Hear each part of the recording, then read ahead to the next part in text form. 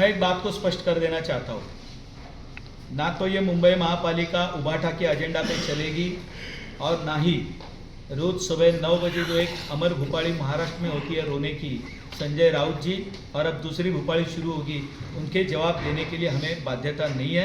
हमारा काम जो हमें करना है, हम उसके लिए इस मुंबई महापालिका में आए हैं। हमने बांग्लादेशियों का विषय इसलिए निकाला है कि इस मुंबई में अवैध तरीके से नए झोपड़े बनाए जा रहे, उन्हें गलत तरीके से बर्थ सर्टिफिकेट दिए जा रहे हैं। यदि विरोधी पक्ष नेता को ये बात समझ में नहीं आती तो वो उनका दुर्भाग्य है, और मैं ये स्पष्ट कर देता हूँ, हम उनके एजेंडे पर काम करने के लिए यहाँ पर आए नहीं हैं।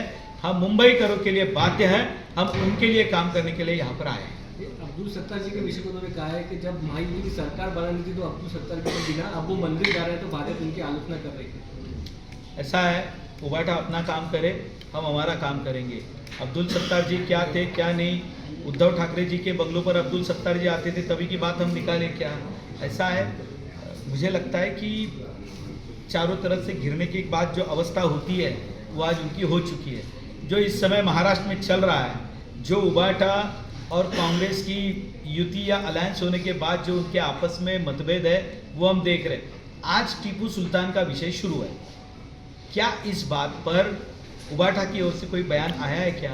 तो उनकी तरफ से बयान देने का काम कौन कर रहा है? जिन्हें इस विषय की पूरी जानकारी नहीं है वो करे। मुझे लगता है ये विषय जहाँ पर है वहाँ पर चले। हम मुंबई महापालिका की बात कर रहे हैं तो मैं स्पष्ट कर देता हूँ, अवैध बांग्लादेशियों को मुंबई महापालिका में इसके बाद कोई बोगस प्रमाण पत्र नहीं मिलेगा। जो मदद करेंगे उन अधिकारियों को घर पर जाना होगा।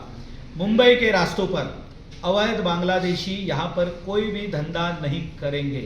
हम यहाँ पर काम करने वाले गरीब अपना जो पेट भरते हैं, हम उनके खिलाफ कतई नहीं है, कतई नहीं है। जो अपना पेट भरता है हम उसके समर्थन में खड़े रहेंगे। लेकिन जिस तरीके से मुंबई के रास्तों पर गलत तरीके से इन अवैध बांग्लादेशियों की ओर से ज़मीन हड़पने का या फुटपाथ हड़पने का जो काम चल रहा है, ये अलग तरीके का लैंड जिहाद है। एक झोपड़े बनाने का लैंड जिहाद है, सरकारी ज़मीन हड़पने का लैंड जिहाद है, तो ये तीसरा लैंड जिहाद मुंबई के फुटपाथ कवर करने का है, हम उसके खिलाफ है।